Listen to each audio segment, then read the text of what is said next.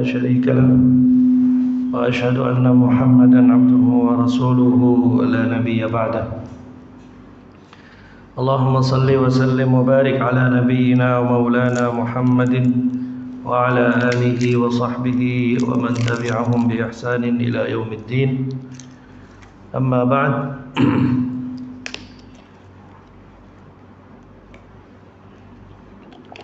Alhamdulillah, Bapak, saudara-saudara sekalian, jamaah salat subuh yang dimuliakan Allah Subhanahu wa taala. Pada kesempatan pagi hari yang cerah ini, setelah salat subuh berjamaah, Allah Subhanahu wa taala masih berkenan untuk memberi kita banyak sekali nikmat dan karunia, sehingga pada kesempatan pagi hari ini kita bersyukur kepada Allah atas nikmat-nikmat yang sangat banyak, karena kita bisa melaksanakan rangkaian kewajiban kita sebagai hamba Allah Subhanahu wa taala, yaitu salat subuh berjamaah, dilanjutkan dengan kajian dalam rangka untuk talabul ilmi. Mudah-mudahan apa yang sudah kita lakukan dicatat sebagai pemberat timbangan kebaikan di hari kiamat kelak. Amin ya rabbal alamin. Salawat dan salam marilah kita sampaikan kepada junjungan kita Nabi besar Muhammad sallallahu alaihi wasallam,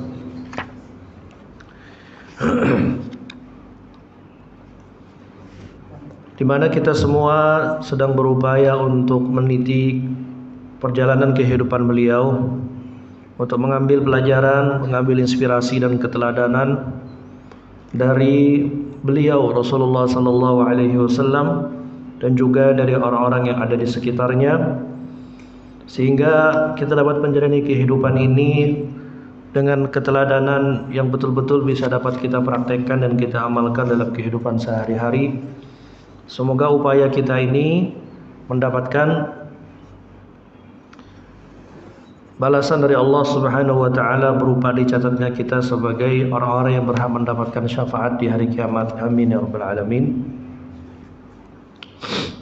Bapak-bapak, saudara-saudara sekalian rahmati Allah, kembali kita melanjutkan kajian sirah nabawiyah kita. Seingat saya, kalau tidak salah, kita pada pertemuan terakhir membahas tentang peristiwa Raji', ya, di mana saat itu kita membahas tentang terbunuhnya beberapa orang sahabat, yang diantara sahabat yang fenomenal dalam peristiwa ini adalah sosok Khubayb bin Adi, kalau tidak salah, di mana sosok Khubayb bin Adi ini menunjukkan satu karakter kesetiaan dan komitmen kepada janji, dan juga karakter keteladanan bahwa dia tidak akan pernah berkhianat meskipun terhadap musuh. Hal itu ditampilkan ketika Khubayb bin Adi ini ya ditangkap oleh orang-orang yang punya dendam kepada dia, ditangkap kemudian ditahan dalam sebuah tempat, hingga suatu kali ada seorang anak kecil dari keluarga yang menangkapnya itu bermain-main masuk ke dalam kurungan Khubayb bin Adi ini, dan Khubayb bin Adi ini di tangannya ada pisau cukur. Sang ibu mencari-cari si anak itu, kemudian kaget melihat bahwa sang anak itu sedang berada dalam pangkuan Khubayb bin Adi dan sedang bermain di dalamnya. Dan Khubayb bin Adi radhiyallahu anhu sama sekali tidak melukai anak itu, dan kemudian menenangkan bahwa anak itu akan kembali dalam keadaan sehat kepada ibunya. Dan Khubayb menyatakan kepada sang ibu itu dia tidak akan pernah membunuh seorang anak meskipun anak itu adalah dari orang yang memusuhinya. Dan kesaksian musuhnya itu pun, kesaksian keluarga musuh itu menyatakan bahwa tidak pernah kita melihat ada seorang tawanan yang lebih baik akhlaknya daripada Khubayb bin Adi radhiyallahu anhu. Hingga akhirnya Khubayb bin Adi tiba hari di masa di mana dia dieksekusi dan dibunuh oleh orang-orang yang menawan dan memenjarakannya karena dendam di masa lalu, karena Khubayb pernah membunuh dalam peperangan Badar, pernah membunuh beberapa kepala keluarga dan tokoh-tokoh dari keluarga itu. Sebelum Habib bin Adi radhiyallahu anhu terbunuh, beliau melaksanakan sholat 2 rakaat, kemudian menemui ajalnya dalam keadaan tenang. Sebelum dia meninggal atau sebelum dia mati syahid karena dibunuh oleh musuh-musuhnya, dia sempat mendendangkan sebuah syair di mana dia menyatakan, "Falastu ubali hina uqtalu musliman ala ayyi jambin kana lillahi masra'i." Aku tidak peduli dengan masalah apapun saat aku terbunuh dalam keadaan muslim. Ala ayyi jambin kana lillahi masra'i. Kemanapun, ke sisi manapun aku jatuh dan aku bersimbah atau aku jatuh ke sisi manapun dari sisi tubuhku, aku tidak peduli.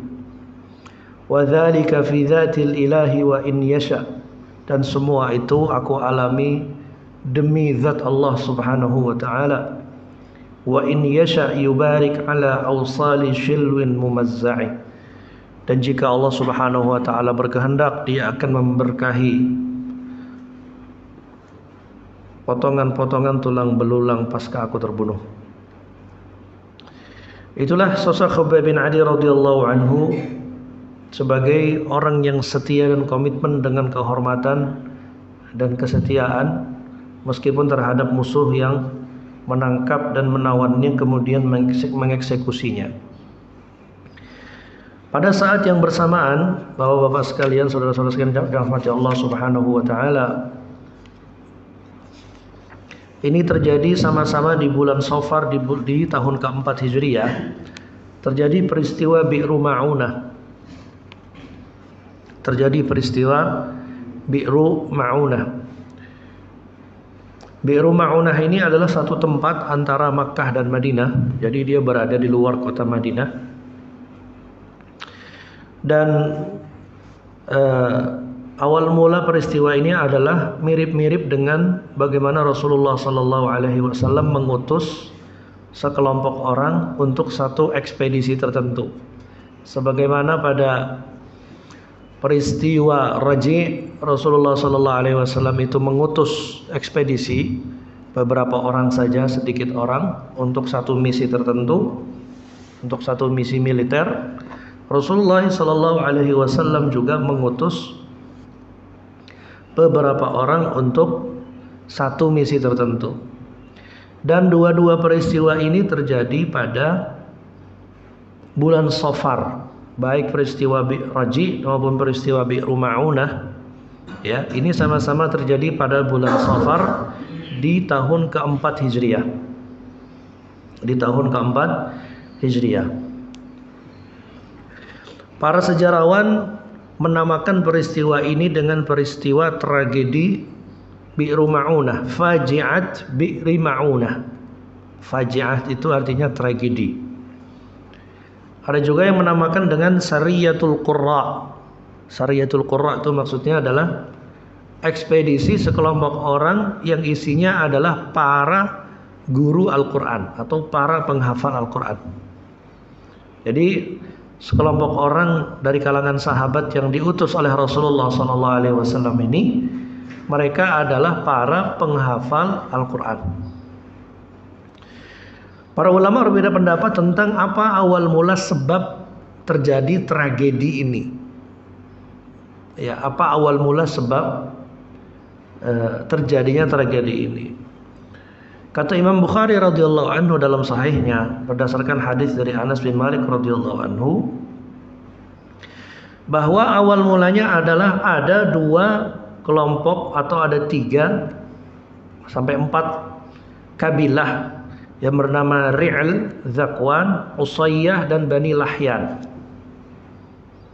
Ada 4, Ri'lun, ya, Zakwan, Usayyah dan Bani Zakwan. Mereka ini adalah sekelompok kabilah dari kalangan Arab tapi yang berada di luar kota Mekah, di luar kota Madinah. Ya. Yang mereka itu berpura-pura masuk Islam. Mereka itu berpura-pura masuk Islam. Mereka meminta bantuan kepada Rasulullah SAW untuk dikirimkan pasukan untuk membantu mereka menghadapi musuh. Tidak disebut siapa musuhnya mereka, itu nggak disebut. Maka Rasulullah SAW pun mengutus 70 orang dari kalangan Ansar sebagai utusan untuk membantu 4 kabilah yang saling berdampingan ini. 70 orang ini, kata Anas bin Malik, dahulu kami menamainya dengan Al-Qurra. Kunna nusammihim Al-Qurra fi zamanihim. Kami dulu menggelari mereka atau menamai mereka sebagai para penghafal Al-Quran. Kanu yahtatibuna bin nahar, di siang hari mereka mencari nafkah dengan mengumpulkan kayu bakar, wa yusalluna bil lail, dan mereka di malam hari dikenali dengan suara-suara mereka dengan sholat malam.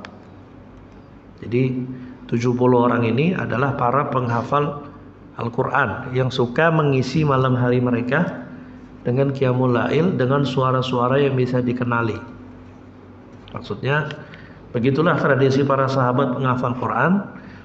Sebagai cara untuk merawat Al-Quran, mereka mengisi malam-malam mereka dengan qiyamul lail.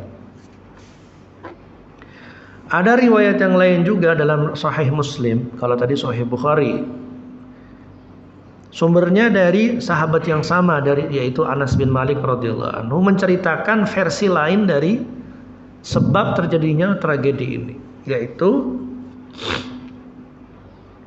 ada sekelompok orang yang datang kepada Nabi sallallahu alaihi wasallam. Ja'a nasun, sekelompok orang datang kepada Nabi sallallahu alaihi wasallam, tidak disebut siapanya.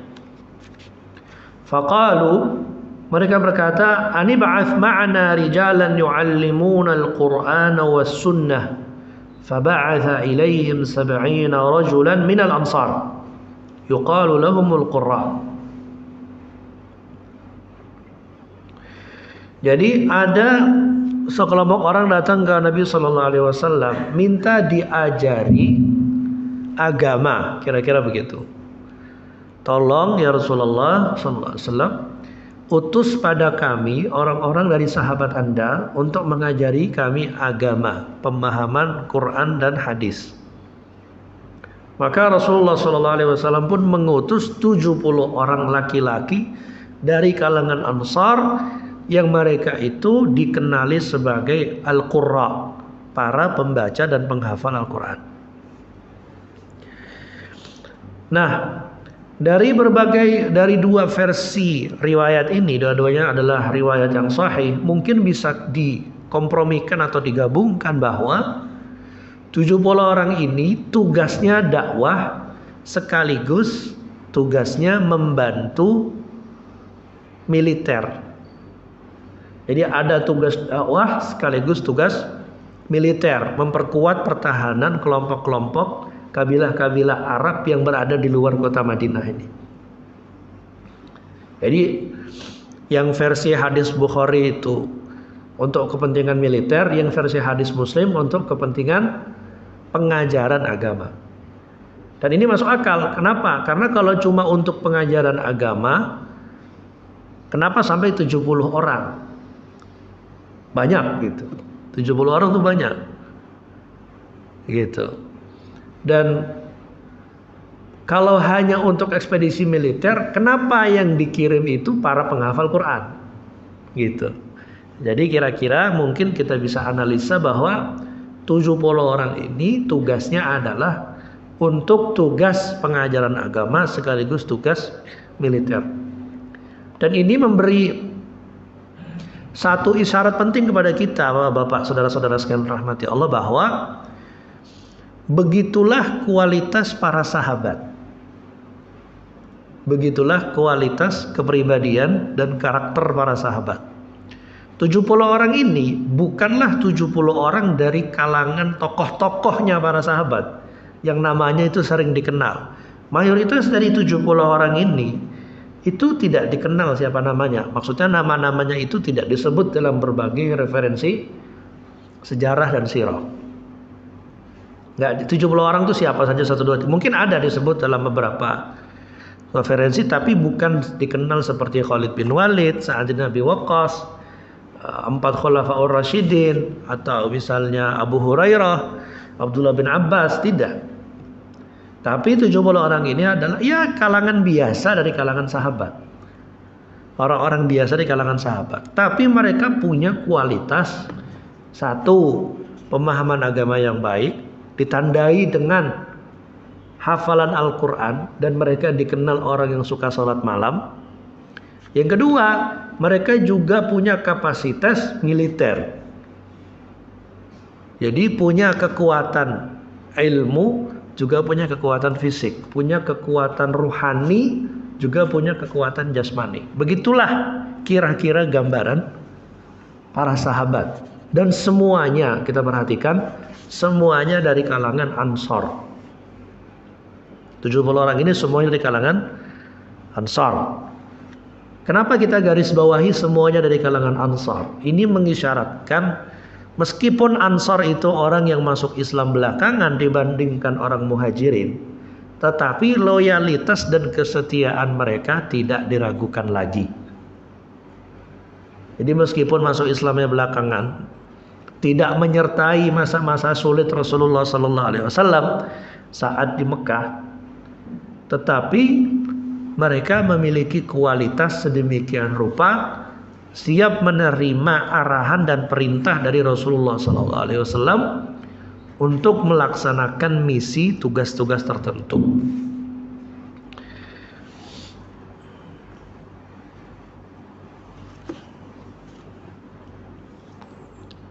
Disebutkan bahwa 70 orang ini dipimpin oleh seorang yang bernama Munzir bin Amr Al-Uqba Al-Badri, Al-Aqbi Al-Badri. Munzir bin Amr ya, kurang lebih nama ringkasnya. Munzir bin Amr ditunjuk sebagai pemimpin dari 70 orang qurra itu, atau penghafal Quran itu. Ya. Ketika mereka sampai ke Bi'ru Ma'unah, ketika mereka sampai di Bi'ru Ma'unah, mereka dikhianati oleh 2 kabilah yang mengundang mereka, yaitu Ri'il dan Zakwan itu.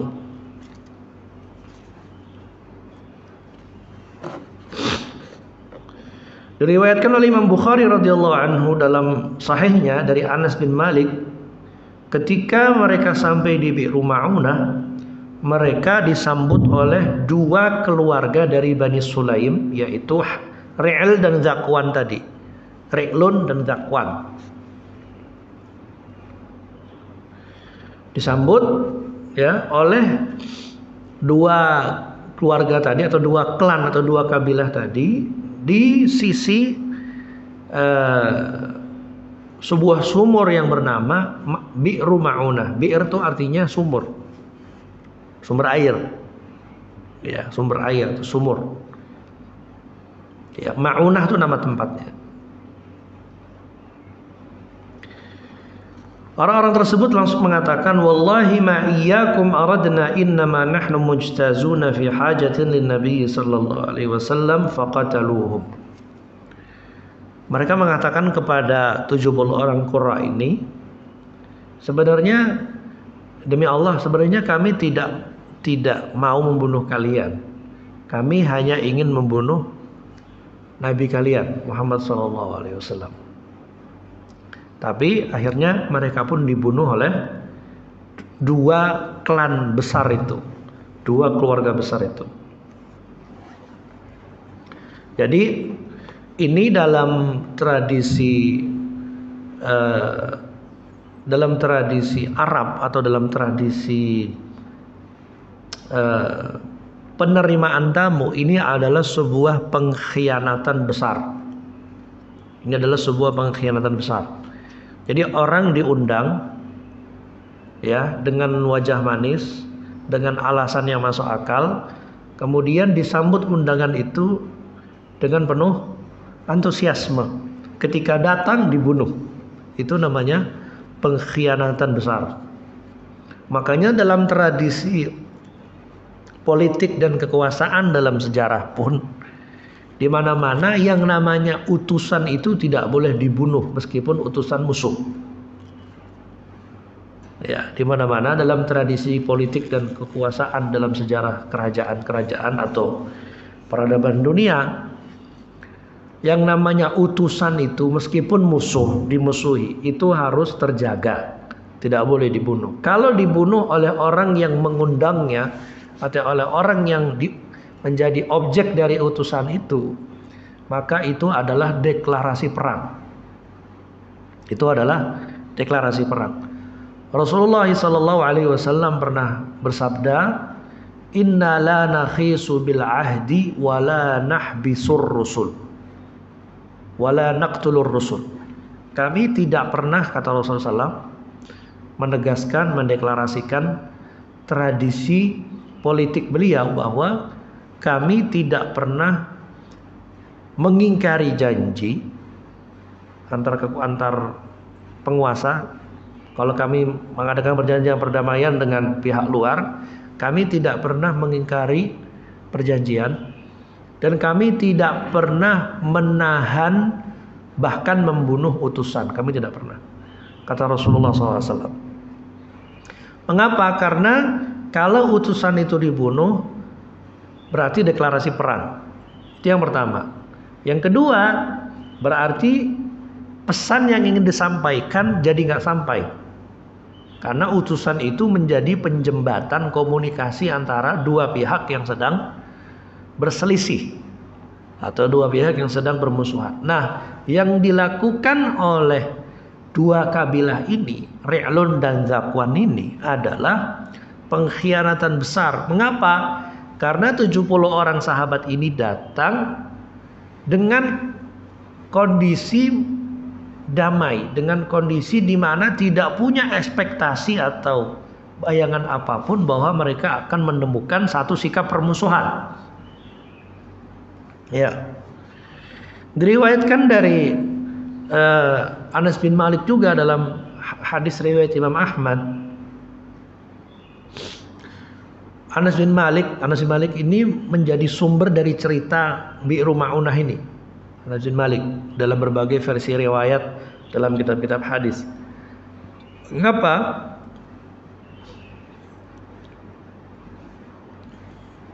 Karena dari kalangan Bani Sulaim itu ada pamannya Anas bin Malik. Dari kabilah yang membunuh 70 orang Qurra itu ada pamannya Anas bin Malik dari jalur ibu.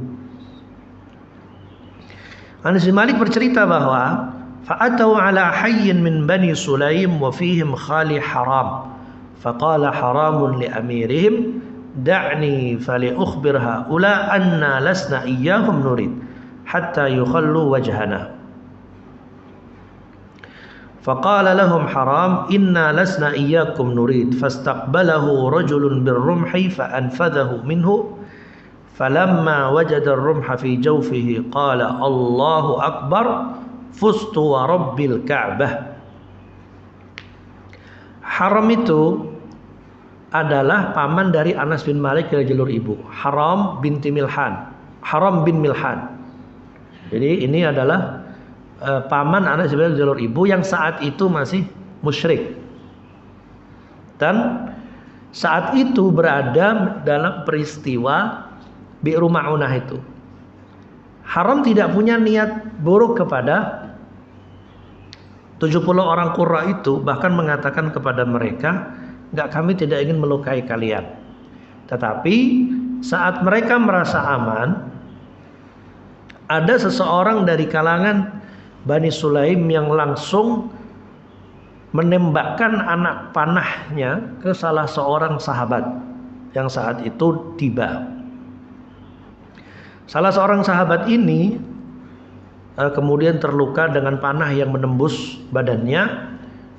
Ya, menembus di sini disebutkan menembus dadanya fi jaufi. Qala Allahu akbar. Saat dia terkena oleh anak panah itu, dia berkata Allahu Akbar, fuztu wa rabbil Ka'bah. Demi Allah, aku telah menang. Demi Allah yang menguasai Ka'bah. Setelah terjadi itu, terjadilah konfrontasi fisik, dan kemudian mereka semua dibunuh oleh dua keluarga itu, oleh dua suku itu, dua kabilah itu, dan tidak menyisakan seorang pun kecuali, tidak menyisakan mereka kecuali 2 orang. Tidak menyisakan 70 orang itu, tinggal 2 orang saja yang disisakan. Saat para Qurra ini mulai mengalami kekalahan dan kewalahan karena dikepung, dan mereka tahu bahwa mereka akan terbunuh, salah seorang di antara mereka ada yang berdoa kepada Allah Subhanahu wa taala sebagaimana doa sahabat yang mau terbunuh di peristiwa Raji. Doanya adalah, Allahumma balligh anna nabiyyak. Ya Allah, sampaikanlah berita kami, berita tentang kami kepada nabimu. Dia berdoa kepada Allah, Allahumma balligh anna nabiyyak. Ya Allah, sampaikanlah berita tentang keadaan kami ini kepada nabimu. Dalam riwayat Imam Muslim dari hadis Anas bin Malik juga diceritakan bahwa mereka berdoa, para sahabat ini yang hendak terbunuh ini, Allahumma balligh anna nabiyyaka anna qad laqinaka faradina anka wa radita anna. Ini luar biasa doanya. Ya Allah, sampaikanlah berita kami kepada nabimu dan saksikan bahwa kami menemuimu ya Allah dalam keadaan kami ridha kepadamu dan engkau ridha pada kami.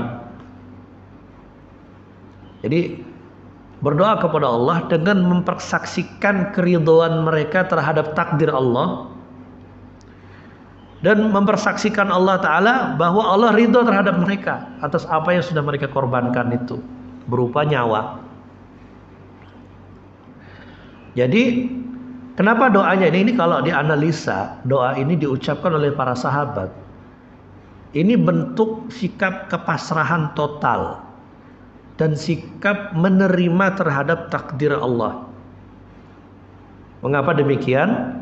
Karena mereka datang ke tempat itu dengan misi damai, dengan misi justru untuk membantu, baik dari aspek pengajaran agama maupun dari aspek penguatan militer. Artinya mereka tidak punya satu sikap kesiapsiagaan bahwa mereka akan menemui musuh. Tidak ada kewaspadaan itu. Ketika ditemui bahwa ternyata realitanya berbeda, mereka langsung ridha terhadap apa yang sudah ditakdirkan Allah atas mereka. Ini satu sikap yang baik. Jadi tidak marah kepada Allah Subhanahu wa taala, apalagi marah kepada Rasulullah sallallahu alaihi wasallam. Kemudian kalau bahasa kita kan begini mungkin, kalau tahu gini ngapain di sini gitu. Kenapa Rasulullah ngutus kita? Bukankah Rasulullah itu tahu bahwa kita akan begini-begini? Ya, mereka tidak marah, mereka tidak gusar, mereka tidak menolak atau mengingkari apa yang sudah Allah takdirkan kepada mereka. Disebutkan bahwa, kata Anas bin Malik, yang tersisa hanya 2 orang yang berhasil menyelamatkan diri. Ya. Tidak disebut siapa namanya dalam hadis bin Malik, Anas bin Malik ini, tapi dalam Sirah Ibnu Ishaq disebutkan bahwa ada seorang laki-laki yang pincang namanya Ka'ab bin Zaid. Dia sempat terluka ketika terjadi konfrontasi fisik dengan 2 kabilah tadi. Ya, Ka'ab bin Zaid ini dia sempat terluka namun ditinggalkan, tidak dikejar. Dia berhasil melarikan diri ke atas bukit tapi tidak dikejar oleh musuh-musuhnya. Hingga akhirnya di tahun ke-5 Hijriyah beliau mati syahid pada perang Khandaq. Ya, mati syahid pada perang Khandaq. Nah, orang yang kedua adalah Amr bin Umayyah Ad-Damri. Amr bin Umayyah Ad-Damri radhiyallahu anhu ini berhasil tidak dibunuh ya, tapi ditangkap. Entah apa sebabnya ditangkap oleh kabilah tadi, Bani Sulaim tadi, oleh keluarga Ri'al dan Zakwan. Ya, ditangkap, habis itu dilepaskan. Sebabnya apa nggak tahu. Kenapa nih satu orang dibiarin? Sepertinya wallahu a'lam bishawab, kenapa Amr bin Umayyah ini dilepaskan? Ya, bisa jadi wallahu a'lam bishawab, bisa jadi karena posisi dia berasal dari kabilah yang disegani oleh dua kabilah tadi. Bisa jadi, wallahu a'lam, tidak disebut oleh para ahli. Nah, Amr bin Umayyah Ad-Damri inilah yang kemudian menjadi sebab terjadinya perang Bani Nadir di tahun ke-5 di bulan Rabiul Awal tahun ke-4 Hijriah. Jadi sebulan berikutnya pasca terjadi Bi'ru Ma'unah terjadi perang atau pengepungan Bani Nadir. Nah, itu nanti kita ceritanya. Nah, dan di antara 70 orang para penghafal dan pengajar Al-Quran tadi, ada seorang nama yang mungkin cukup kita kenal, yaitu namanya Amir bin Fuhairah. Ada ingat Amir bin Fuhairah? Amir bin Fuhairah ini adalah sahabat Nabi yang dulunya adalah budaknya Abu Bakar radhiyallahu anhu yang kemudian dimerdekakan. Budaknya Abu Bakar radhiyallahu anhu yang kemudian dimerdekakan, yang dahulu menjadi penolong Rasulullah dan Abu Bakar ketika hendak hijrah ke Madinah. Ya.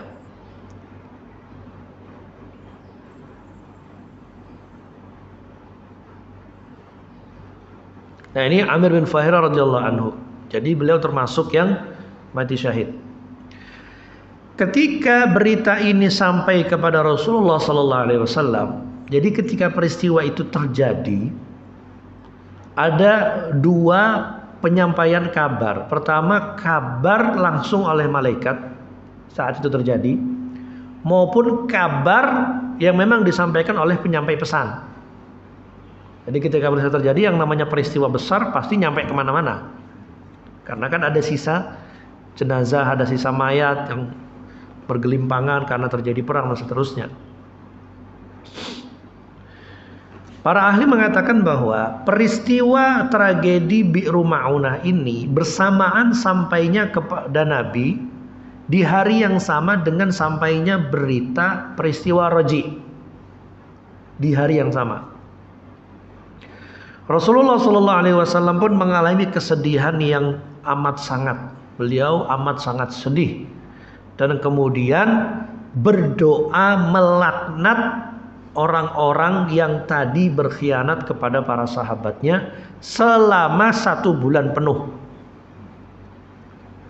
Jadi Rasulullah SAW itu pernah berdoa melaknat Bani Sulaim, ya, dari kalangan klan Ri'al dan Zakwan dan Usayyah dan Lahyan tadi, ya.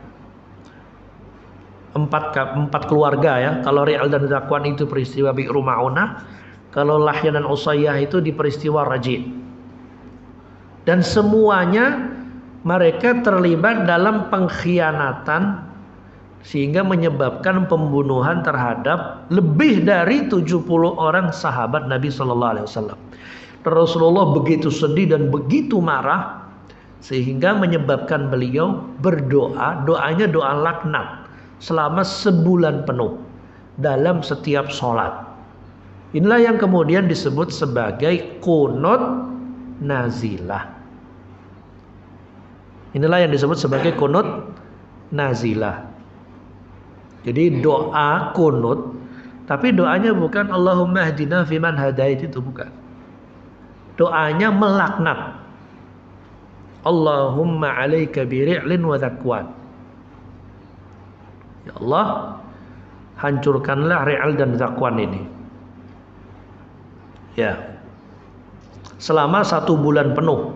Dalam riwayat Imam Muslim, selama 1 bulan penuh, dan doa kunutnya itu di setiap sholat, bukan hanya di sholat subuh, di setiap sholat.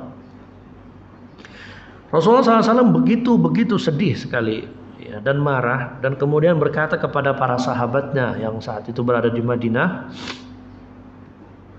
ya, yang saat itu berada di Madinah, inna ikhwanakum qad qutilu wa innahum qalu Allahumma balligh anna nabiyyana anna qad laqinaka faradina anka wa radita anna. Sesungguhnya saudara-saudara kalian telah terbunuh. Mereka juga berkata, ya Allah, sampaikan kepada Nabi kami berita tentang kami, bahwa kami telah menemuimu dalam keadaan ridha kepadamu dan engkau ridha kepada kami. Jadi doanya mereka itu ketika disebutkan saat mereka hendak terbunuh, itu sampai kepada Rasulullah SAW. Apa yang mereka ucapkan saat sebelum terbunuh itu sampai kepada Rasulullah SAW, disampaikan oleh malaikat. Jadi Rasulullah SAW mendengar doa itu. Dalam riwayat yang lain disebutkan dari Anas bin Malik lagi, bahwa Anas bin Malik menyaksikan keadaan kesedihan Rasulullah SAW. Bilang begini Anas, aku tidak pernah melihat Rasulullah SAW sesedih itu sebagaimana kesedihannya pada Bi'ru Ma'unah, pada peristiwa Bi'ru Ma'unah. Tidak pernah melihat kesedihan yang sesedih itu. Ekspedisi yang dipimpin oleh Munzir bin Amr tadi. Rasulullah SAW begitu sedih, lalu berdoa melaknat orang-orang yang membunuh mereka dalam kunut sholat subuh.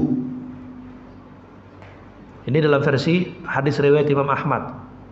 Sholat subuh. Kalau dalam Sahih Muslim di setiap sholat. Dalam kunut sholat subuh itu disebutkan bahwa Rasulullah SAW melaknat Ri'al, Zakwan, Usayyah, dan Lahyan. 4 keluarga ini, 4 klan. Semuanya berasal dari Bani Sulaim. Semuanya berasal dari Bani Sulaim. Dalam riwayat Ibnu Abbas dipastikan bahwa Rasulullah SAW itu berdoa 1 bulan penuh di setiap sholat, zuhur, asar, maghrib, isya, subuh.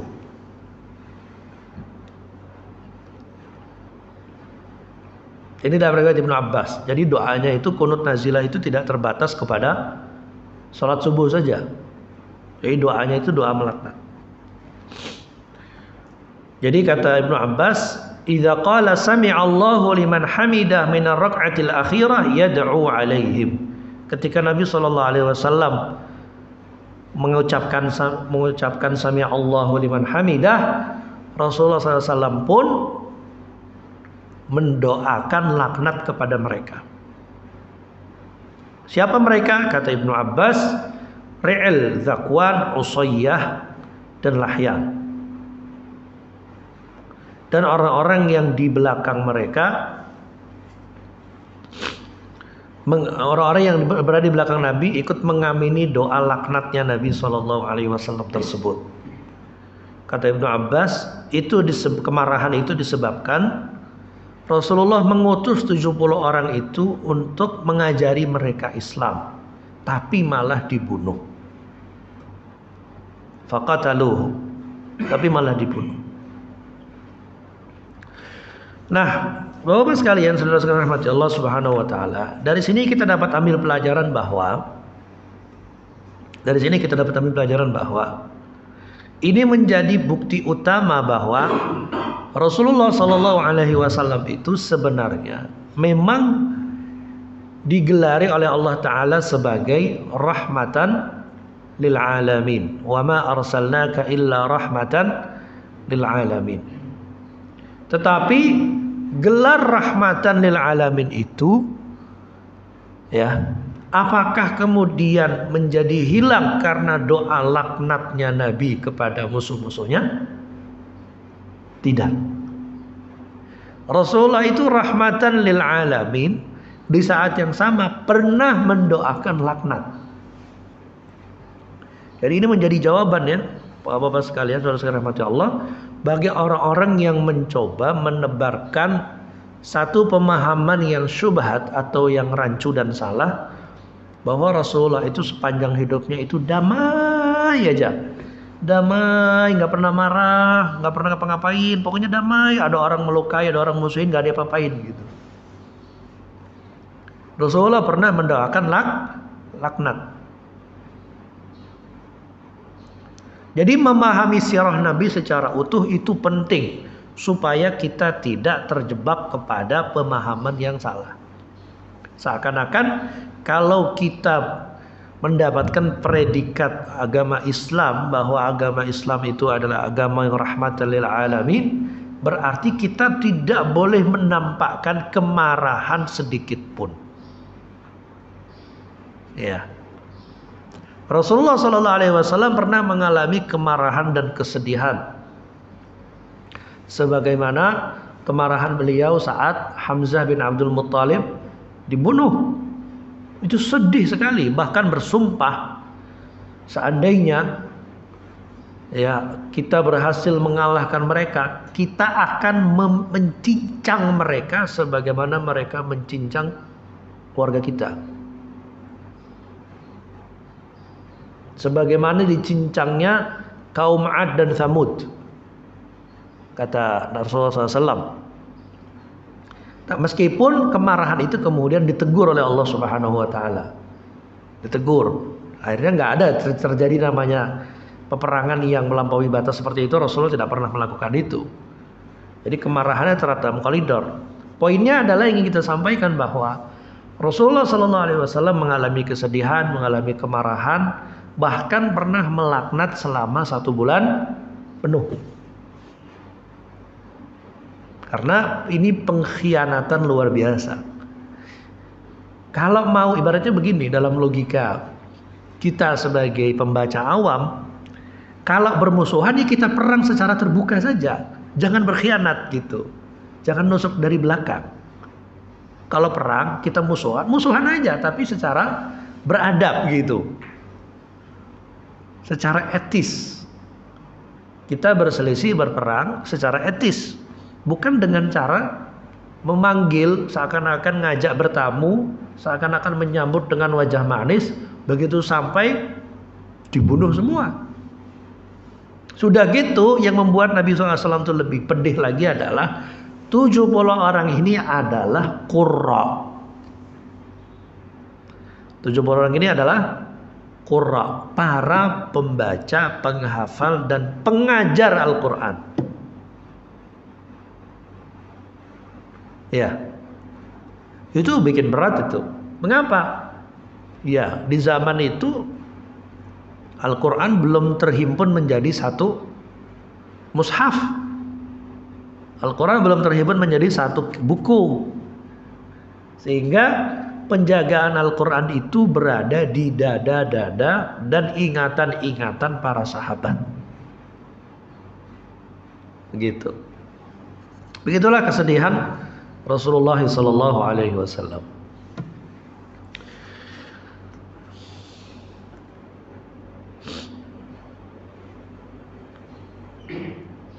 Nah, setelah terjadi peristiwa ini, terjadilah peristiwa pengepungan Bani Nadir. Jadi setelah terjadi peristiwa Bi'ru Ma'unah, terjadi peristiwa pengepungan Bani Nadir. Kalau peristiwa Bi'ru Ma'unah ini terjadi pada bulan Safar, maka peristiwa Bani Nadir terjadi pada bulan Rabiul Awal. Ya, Safar, Rabiul Awal. Ya. Jadi kurang lebih 1 bulanan jedanya ini peristiwa ini.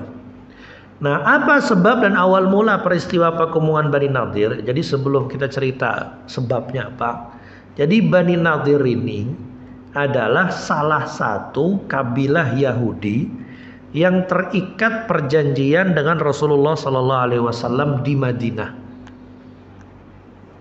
Ya, Rasulullah SAW itu ketika hijrah ke Madinah membuat semacam fakta, kesepakatan atau piagam yang mengikat seluruh penduduk kota Madinah. Di antaranya adalah orang-orang Yahudi yang memang sebelumnya itu sudah lama tinggal di Yathrib sebelum menjadi kota Madinah. Orang-orang Yahudi ini adalah dari arah keturunan Bani Israel, ya, dari kalangan Syam, dari negeri Syam sana. Mereka menyebar kemana-mana sampai tinggal di kota Yathrib. Nah, ketika Rasulullah Sallallahu Alaihi Wasallam itu hijrah ke Madinah, yang dilakukan Rasulullah pertama kali adalah membuat kesepakatan bersama dalam rangka untuk menjaga ketahanan dan keharmonisan sosial. Ya, tidak boleh ada permusuhan, dan kalau ada peperangan, satu sama lain saling membantu. Kalau terjadi permusuhan dengan pihak lain, satu sama lain saling membantu. Kalau ada satu pihak yang terkena kewajiban diat, tahu diat ya? Diat itu denda akibat ada anggota masyarakat atau keluarga yang terbunuh. Maka pihak pembunuhnya itu harus membayar diat. Membayar diat, denda. Diat itu kalau dalam syariat Islam, diat ini adalah sebuah, untuk dipahami ya, diat ini adalah sebuah tradisi yang ada sebelum Rasulullah diutus, itu sudah ada. Tradisi diat itu sudah ada. Cuma di masa Islam datang, diat ini diatur sejumlah tertentu, yaitu 100 ekor unta dengan kualifikasi unta tertentu. Jadi 20 ekornya harus usia setahun, 20 ekor lagi umur 2 tahun, gitu-gitu. Nah, ini diat. Nah, kenapa kemudian terjadi peristiwa perkembangan Bani Nadir? Karena Bani Nadir sebagai salah satu komunitas Yahudi yang ada di Madinah itu tidak mau menepati janji, tidak mau terikat kepada kewajiban yang ada dalam kesepakatan Madinah itu. Yang kedua, Bani Nadir ini justru selain tidak mau terikat kepada kesepakatan, jadi dia ini berkhianat secara diam-diam. Terjadi korespondensi, surat menyurat antara Bani Nadir, ya, dengan dikompori oleh Abdullah bin Ubay bin Salul sebagai gembong munafik di Madinah. Bani Nadir ini juga korespondensi dengan kafir Quraisy di Mekah, melakukan surat menyurat. Ya, surat menyurat untuk apa? Untuk melakukan konspirasi mencelakai Nabi Muhammad SAW. Nah, kemudian kita bertanya, apa kesepakatan yang tidak mau diikuti oleh Bani Nadir? Sementara ini sudah tahun keempat. Ini kan tahun keempat Hijriah. Kesepakatan ditulis tahun berapa? Tahun pertama Hijriah. Dari awal Rasulullah datang langsung bikin kesepakatan, supaya semua orang terjaga hak dan kewajibannya. Tidak ada orang yang dirugikan. Sudah hampir 4 tahun, kok mereka masih tidak? Kenapa tidak dari awal ditunjukkan ketidaksepakatan itu? Dan apa yang membuat ketidaksepakatan itu? Ketidaksepakatannya pada titik apa? Ketidaksepakatan mereka adalah pada penanggungan diat. Pada penanggungan diat tadi. Diat yang mana? Jadi rupanya Amr bin Umayyah Ad-Damri, Amr bin Umayyah, satu orang sahabat dari 2 sahabat yang berhasil selamat dari peristiwa Bi'ru Ma'unah. Amr ini pulang dari Bi'ru Ma'unah menuju Madinah. Sampai di sebuah tempat bertemu dengan dua orang dari Bani Amir. Bani Amir ini masih kerabat Bani Sulaim yang membunuh 70 orang sahabat tadi. Jadi ada dua orang dari Bani Amir dari arah Madinah. Dari arah Madinah nih pulang. Ini Amr bin Umayyah baru pulang dari Bi'ru Ma'unah. Habis menyaksikan 70 orang sahabatnya dibunuh. Atau 68 orang sahabatnya dibunuh.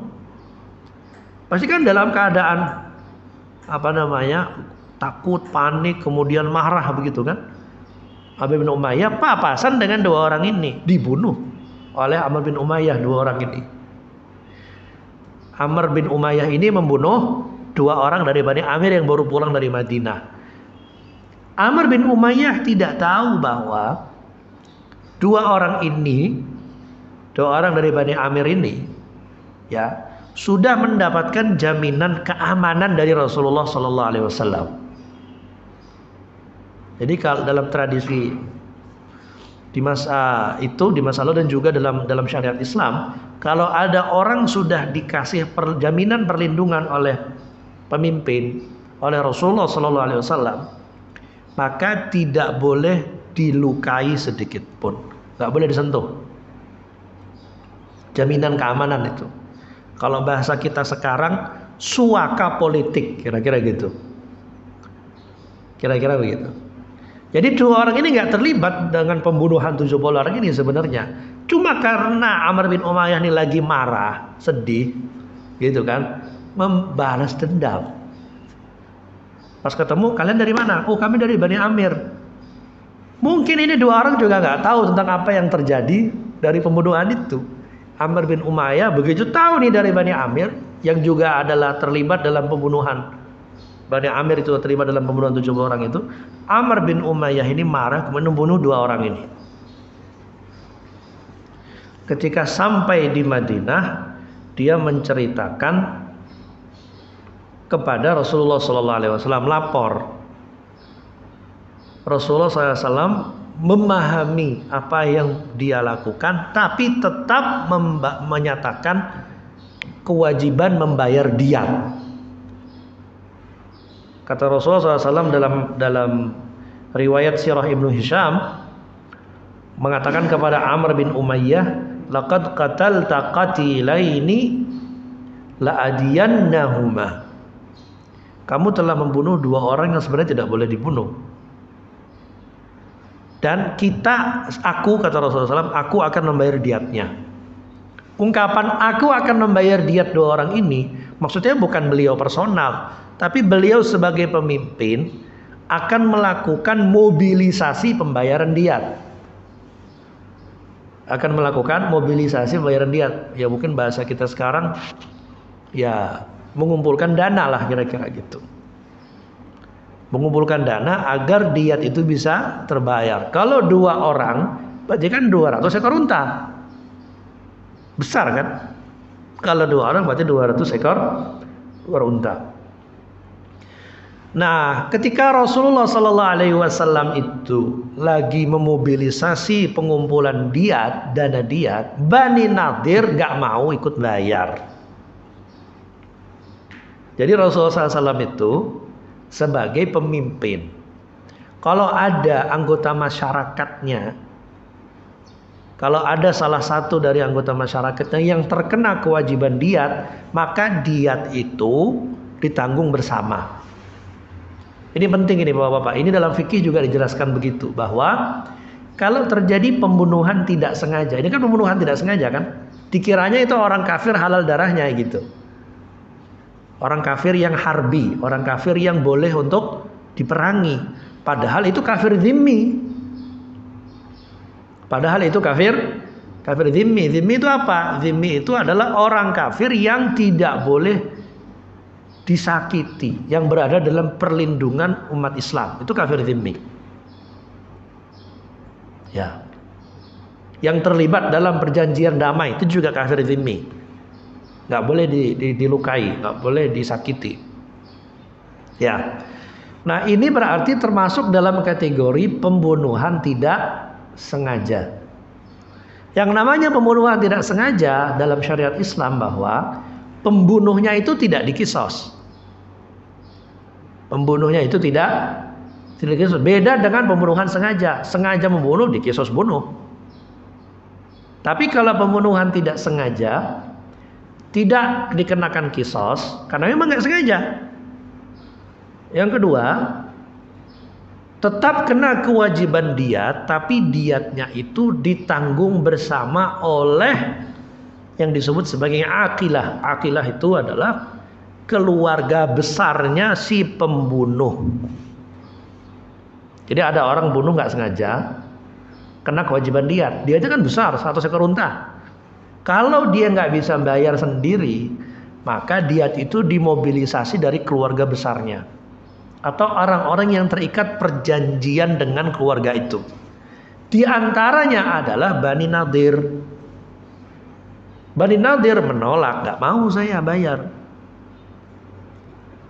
Padahal dalam perjanjian yang sudah disebutkan di awal, ketika ada piagam Madinah itu dituliskan, siapapun di antara kita yang terkena kewajiban diat, kita saling nanggung. Itu udah begitu. Ya, mungkin kita ini kan perkara sepele soal diat aja. Kenapa Rasulullah sampai mengepung Bani Nadir? Ini bukan persoalan sepele atau tidak sepele, tapi ini adalah awal mula dari pengkhianatannya Bani Nadir itu sendiri. Jadi ini cuma percikan awal. Jadi keengganan mereka untuk ikut membayar diat itu hanyalah percikan awal dari pengkhianatan yang lebih besar. Ya, itu adalah pengkhianatan yang lebih besar.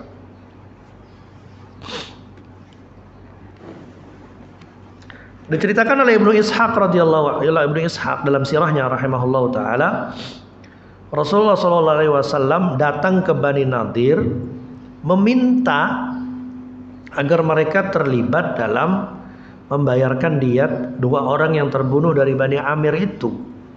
Kenapa? Karena memang sebelumnya sudah terjadi ada perjanjian.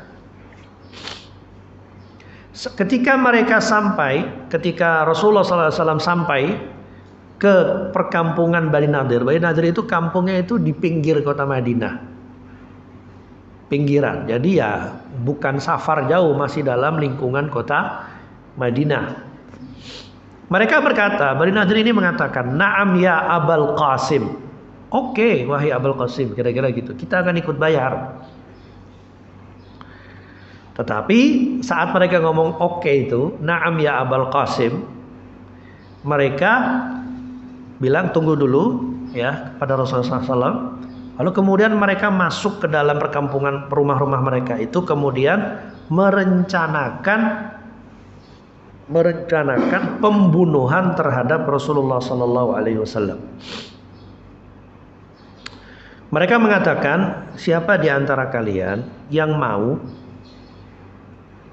bersepakat ya untuk melukai atau membunuh orang ini Muhammad SAW. Jadi kalau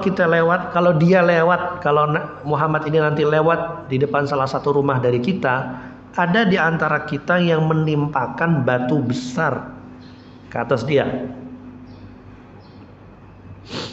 Akhirnya rencana ini disambut oleh salah satu di antara mereka yang bernama Amr bin Jihash. Amr bin Jihash, dia berkata, saya siap melakukan itu, melakukan pembunuhan terhadap Rasulullah SAW. Dia pun naik ke atas sebuah rumah dan membawa sebuah batu besar. Rasulullah saat itu sedang bersama para sahabatnya, di antaranya Abu Bakar, Umar dan Ali radhiyallahu anhum. Saat itulah kemudian Rasulullah SAW mendapatkan kabar dari langit tentang apa yang sudah direncanakan oleh Bani Nadir itu. Rasulullah SAW pun tidak jadi melewati tempat yang direncanakan akan dilewati itu. dan langsung kembali ke kota Madinah, kembali ke tengah kota Madinah.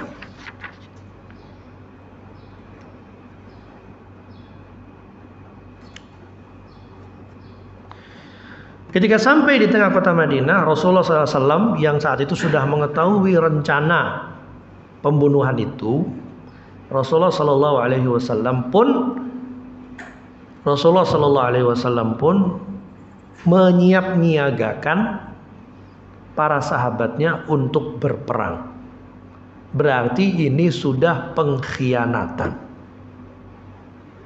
Jadi kalau kita perhatikan bahwa Bapak sekalian, saudara-saudara rahmati Allah Subhanahu wa taala, mulai tahun keempat ini, tahun keempat Hijriah ini, pengkhianatan itu mulai nampak secara zahir.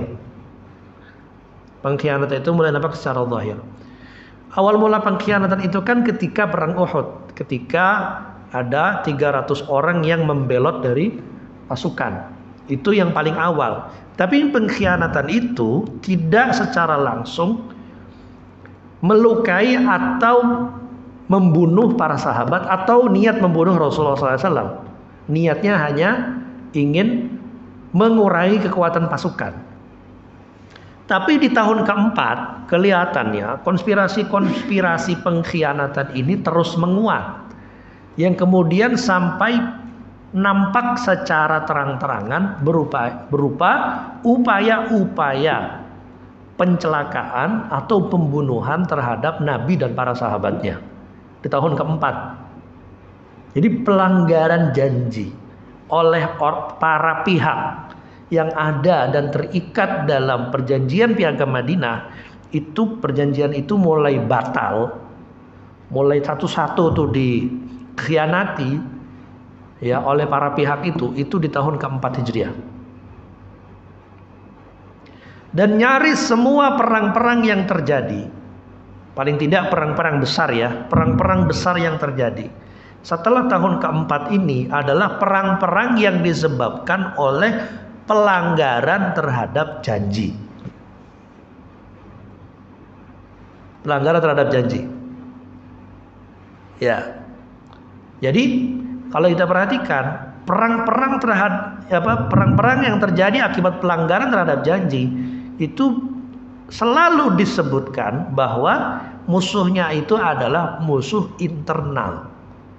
Musuh yang memang berada dalam ruang lingkup skup kota Madinah atau sekitarnya yang terikat perjanjian dengan Nabi Shallallahu Alaihi Wasallam. Bukan musuh eksternal yang jauh, bukan. Makanya kalau kita lihat perang-perang Rasulullah SAW itu, ya mayoritasnya itu adalah perang-perang untuk menertibkan situasi internal supaya nggak goyah. Ini diberesin nih musuh-musuh internal, baru kemudian eksternal yang jauh ke Romawi dan Persia.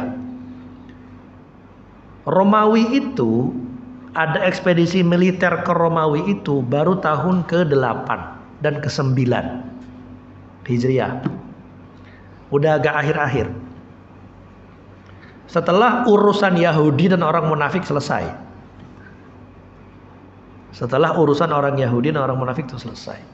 Sehingga kemudian terjadilah perang-perang itu sesuai dengan tujuannya masing-masing. Bapak-bapak sekalian rahmati Allah Subhanahu wa taala, karena waktu juga yang membatasi kita cukupkan dulu sampai di sini. Insyaallah kita akan lanjutkan penuntasan, kita akan tuntaskan pembahasan peristiwa Bani Nadir. Insyaallah banyak pelajaran yang dapat kita petik. Mudah-mudahan apa yang sudah kita bahas pada pagi hari ini membawa manfaat dan barokah pada kehidupan kita sebagai upaya kita mengambil pelajaran dari sirah Nabi sallallahu alaihi wasallam. Aqulu qawli hadza wa astaghfiru li wa lakum. Terima kasih. Assalamualaikum warahmatullahi wabarakatuh. Waalaikumsalam.